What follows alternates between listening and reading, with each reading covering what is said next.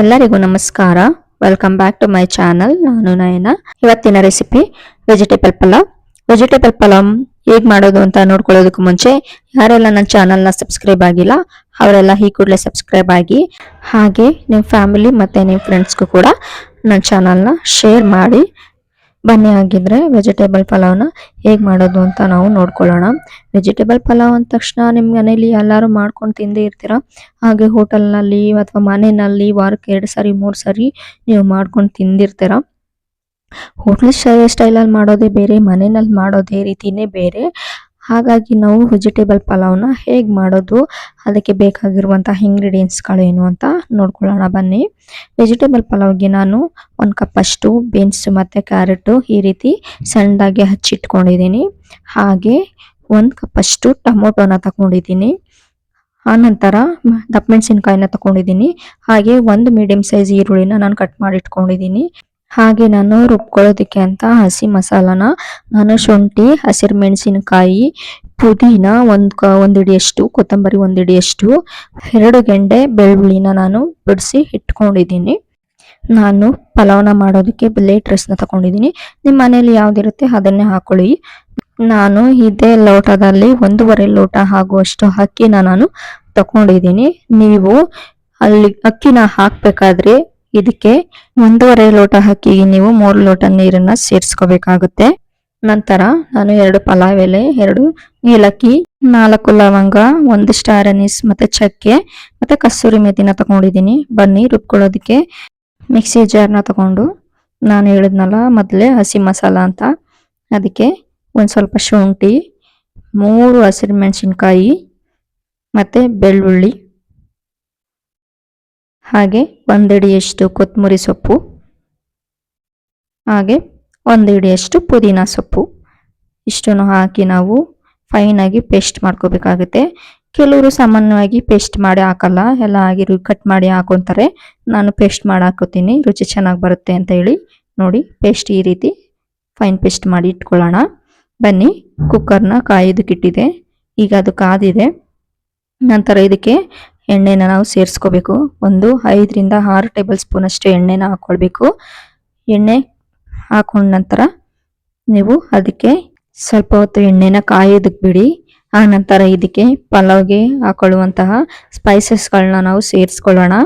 ಅದು ಫಸ್ಟು ಎಣ್ಣೆನಲ್ಲಿ ಚೆನ್ನಾಗಿ ಡ್ರೈ ಆಗಿ ನಂತರ ನಾವು ಇದಕ್ಕೆ ಮಿಕ್ಕಿದೆಲ್ಲ ಇಂಗ್ರೀಡಿಯೆಂಟ್ಸ್ಗಳನ್ನ ಸೇರಿಸ್ಕೋಬೇಕಾಗುತ್ತೆ. ನೋಡಿ, ಈ ರೀತಿ ಅದನ್ನು ಫಸ್ಟು ಎಣ್ಣೆನಲ್ಲಿ ಹಾಕಿ ನಾವು ಅದನ್ನು ಫ್ರೈ ಮಾಡ್ಕೋಬೇಕಾಗುತ್ತೆ. ಆಗ ಅದ್ರದ್ದು ಫ್ಲೇವರ್ ಬಿಡುತ್ತೆ. ನಂತರ ಇದಕ್ಕೆ ಈರುಳ್ಳಿನ ಸೇರಿಸ್ಕೊತಾ ಇದ್ದೀನಿ. ಈರುಳ್ಳಿನ ಸೇರಿಸ್ಕೊಂಡು 1/4 ಗಂಟೆ ಅಷ್ಟು ಚೆನ್ನಾಗಿ ಈ ರೀತಿ ಕೈ ಆಡಿಸಿ, ಅದು ಸ್ವಲ್ಪ ಈರುಳ್ಳಿ ಬ್ರೌನ್ ಕಲರ್ ಬರಬೇಕು.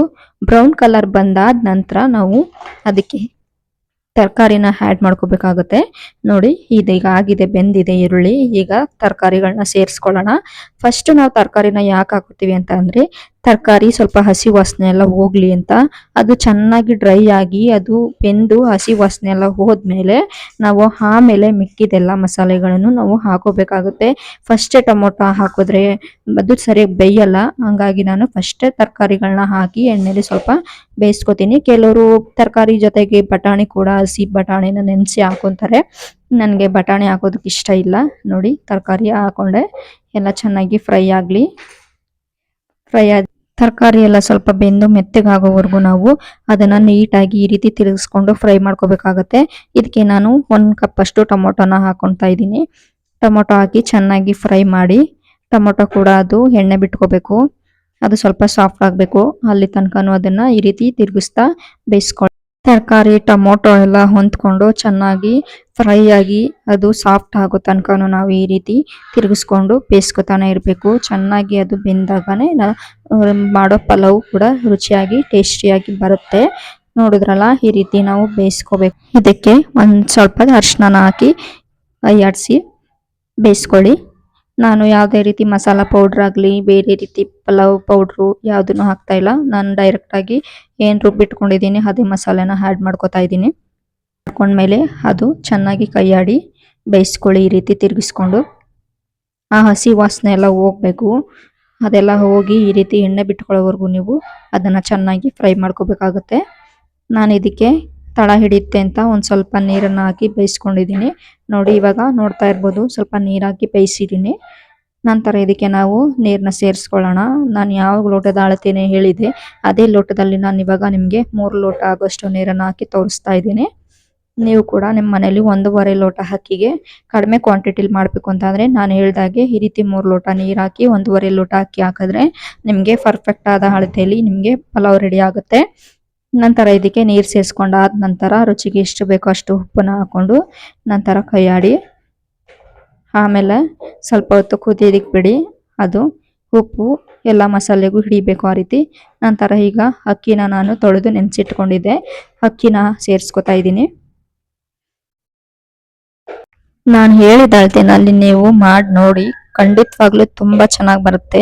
ಯಾವುದೇ ರೀತಿ ಮಸಾಲ ಆಗಿರ್ಬೋದು ಏನು ನೀವು ಕಟ್ ಮಾಡಿ ಹಾಕೋಕೆ ಹೋಗ್ಬೇಡಿ.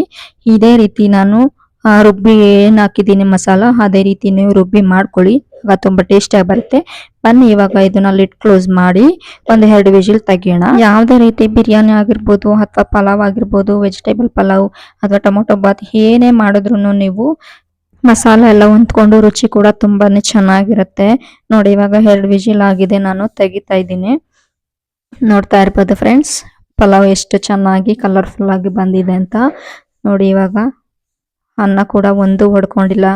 ಈ ನಾನು ಬುಲೆಟ್ ರೈಸ್ನ ಬಳಸೋದ್ರಿಂದ ಯಾವುದೇ ರೈಸ್ ಒಡೆಯೋದಿಲ್ಲ. ನೋಡಿ ಉದ್ರಾಗಿ ಎಷ್ಟು ಕಲರ್ಫುಲ್ ಆಗಿ ಬಂದಿದೆ ಅಂತ. ನೋಡಿದ್ರಲ್ಲ ಸ್ನೇಹಿತರೆ ಪಲಾವ್ನ ಹೇಗೆ ಮಾಡೋದು ಅಂತ. ಬನ್ನಿ ನಾವು ರೈತಾ ಜೊತೆ ಸರ್ವ್ ಮಾಡ್ಕೊಳ್ಳೋಣ. ನೋಡ್ತಾ ಇರ್ಬೋದು ನಾನು ರೈತಾ ಜೊತೆ ಸರ್ವ್ ಮಾಡಿದ್ದೀನಿ. ಪಲಾವ್ನ ನೀವು ಸಾಕಷ್ಟು ಜನ ಮಾಡೇ ಇರ್ತೀರಾ, ಬಟ್ ನಾನು ಮಾಡ್ದಾಗೆ ಒಂದ್ಸರಿ ಟ್ರೈ ಮಾಡಿ ನಿಮ್ಮ ಮನೇಲಿ. ತುಂಬ ಸಿಂಪಲ್ ಮಾಡೋದು, ಬೇಗನೆ ಆಗುತ್ತೆ. ಬೆಳಗಿನ ತಿಂಡಿಗೆ ಹಸ್ಬೆಂಡ್ ಎಲ್ಲಾದ್ರೂ ಹೊರಗಡೆ ಹೋಗ್ತಿದ್ರು ಅನ್ಸಿದ್ರೆ ಮಕ್ಕಳಿಗೆ ತಿಂಡಿಗೆ ಎಲ್ಲದಕ್ಕೂ ಬೇಗನೆ ಆಗುತ್ತೆ. ನೀವು ಒಂದ್ಸರಿ ನಿಮ್ಮ ಮನೇಲಿ ಇದೇ ರೀತಿ ಟ್ರೈ ಮಾಡಿ. ನೋಡಿದ್ರಲ್ಲ ರೈತಾ ಜೊತೆ ಸರ್ವ್ ಮಾಡಿದ್ದೀನಿ. ಅದೇ ರೀತಿ ನಾನು ನಮ್ಮ ಮನೆಯಲ್ಲಿ ವೆಜಿಟೇಬಲ್ ಪಲಾವ್ನ ನಾನು ಮಾಡೋದು. ನಮ್ಮ ಹಸ್ಬೆಂಡ್ಗೂ ಕೂಡ ನಾನು ಮಾಡೋ ಪಲಾವ್ ಅಂದರೆ ತುಂಬಾನೇ ಇಷ್ಟ. ಇದೇ ರೀತಿ ನಿಮ್ಮ ಮನೆಯಲ್ಲೂ ಕೂಡ ಒಂದ್ಸರಿ ಟ್ರೈ ಮಾಡಿ ಹೇಗೆ ಬಂತು ಅಂತ ನನಗೆ ಕಾಮೆಂಟ್ ಮಾಡಿ ತಿಳಿಸಿ. ಮತ್ತೊಮ್ಮೆ ಕೇಳ್ಕೊತಾ ಇದ್ದೀನಿ, ಯಾರೆಲ್ಲ ನನ್ನ ಚಾನಲ್ನ ಸಬ್ಸ್ಕ್ರೈಬ್ ಆಗಿಲ್ಲ ಈ ಕೂಡಲೇ ಸಬ್ಸ್ಕ್ರೈಬ್ ಆಗಿ, ಎಲ್ಲೂ ಕೂಡ ಸ್ಕಿಪ್ ಮಾಡ್ತೀರಾ ನೋಡಿ. ಮುಂದಿನ ರೆಸಿಪಿಯಲ್ಲಿ ಇನ್ನೂ ಹೊಸದಾಗಿರುವ ರೆಸಿಪಿಗಳನ್ನ ನಾನು ನಿಮಗೆ ಶೇರ್ ಮಾಡ್ತೀನಿ. ಅಲ್ಲಿವರೆಗೂ ನಿಮ್ಮೆಲ್ಲರಿಗೂ ಥ್ಯಾಂಕ್ ಯು ಫಾರ್ ವಾಚಿಂಗ್.